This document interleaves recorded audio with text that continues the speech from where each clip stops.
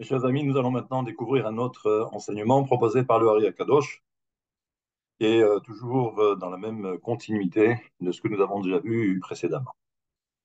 Il est écrit Menatrin evaer yud sefirot denokva dezer anpin. Comme vous l'avez bien compris, c'est que toute la mystique tourne autour de ce qu'on appelle la séphira de Malchut, ce qu'on appelle Nogva du Zer Anpin. Bifrinat Dalet Olamot. Et on va voir que, bien évidemment, que la séphira de Malchut se retrouve, j'allais dire, dans les quatre mondes, Hatzilut, Bria, Yetzira et Asiya. Veda, qui n'est anokba de Zeran pin de Hatzilut, Yeshba Yud Sefirot. Vechol Sefira, Yesh Shlosha Madrigot. Et là, on apprend quelque chose, c'est que dans chaque séphira, en fait, chaque séphira est composée à son tour de 10 séphirotes à l'intérieur. Ce principe, vous le connaissez. Simplement, ce qu'il faut comprendre, c'est que chaque séphira, en fait, est composé de trois parties. Et c'est pourquoi, donc, il y a ce qu'on appelle panim, il y a ce qu'on appelle l'intérieur, il y a également l'extérieur, et il y a également ce qu'on appelle le emtsaï, c'est-à-dire également le milieu. Ça veut dire comme si, en fin de compte, à l'intérieur de chaque séphira, nous avons trois cercles, comme si nous avions trois séphirotes à l'intérieur. Et on va voir que, bien plus tard, c'est que cela fait référence à ce que l'on va appeler Nefesh, Ruach et Neshama. Dans cet ordre, on comprend que le Nefesh s'apparente justement à cette partie que l'on appelle le Achor, c'est-à-dire tout ce qui est extérieur. Ensuite, nous avons le Emtsaï, la séphira du milieu, que l'on va appeler eh bien, le Ruach. Et l'intérieur de chaque séphira, c'est ce qu'on va appeler la Neshama, autrement dit, c'est ce qu'on va appeler l'âme.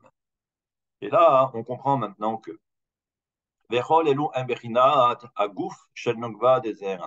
maintenant, vous avez compris que ça, c'est ce que l'on va appeler en fait le corps de la séphira de Malchut. Quand on parle de Malchut, on parle en fait en réalité de toutes les séphirotes parce que c'est exactement le même principe.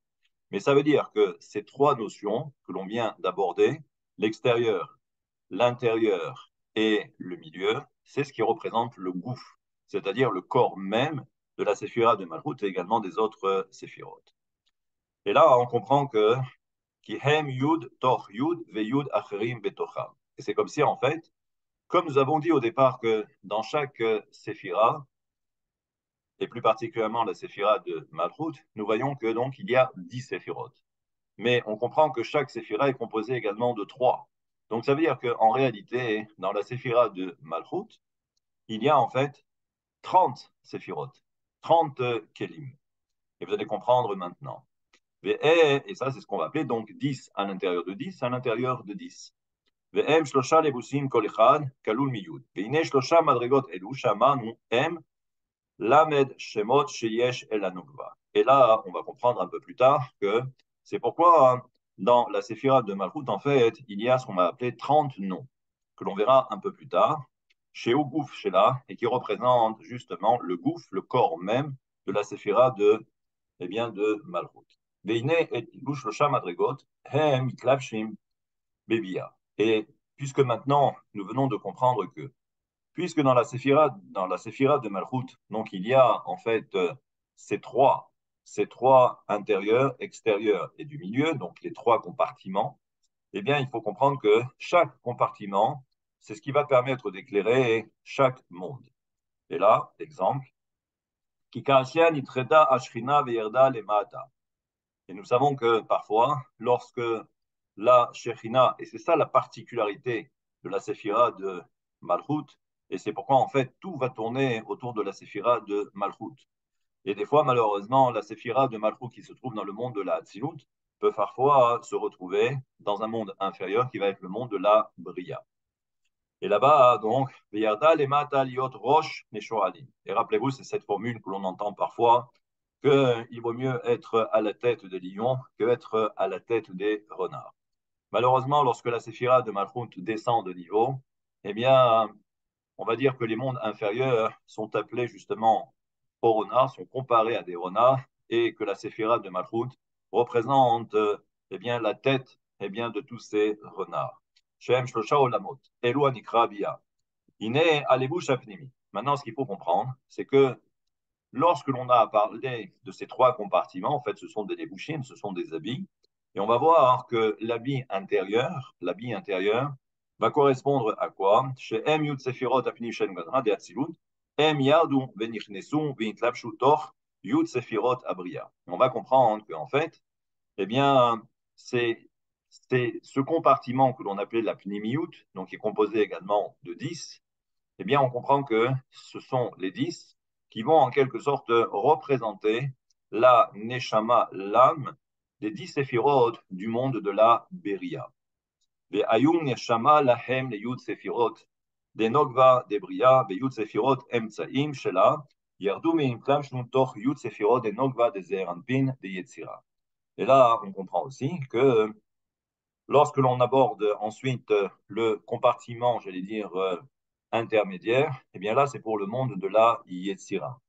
Et lorsque l'on arrive au dernier compartiment qui est l'extérieur, eh bien, vous l'avez compris, là, ça sera pour le monde de la Yetzira. Donc, ça veut dire que on comprend que la lumière qui est contenue dans le monde de la Hatzilut, surtout dans Malchut, eh bien, c'est elle qui va en quelque sorte éclairer les mondes inférieurs. Et par rapport à ces différents Levushim qui sont au nombre de 30.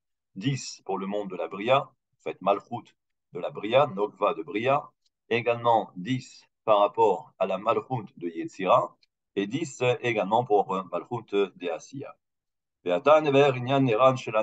Maintenant, on comprend que à l'intérieur de ces kelim, donc comme vous l'avez bien compris, il y a ce qu'on va appeler donc nefesh, ruach et neshama, qui est yud avayot hem kedeita betikunim.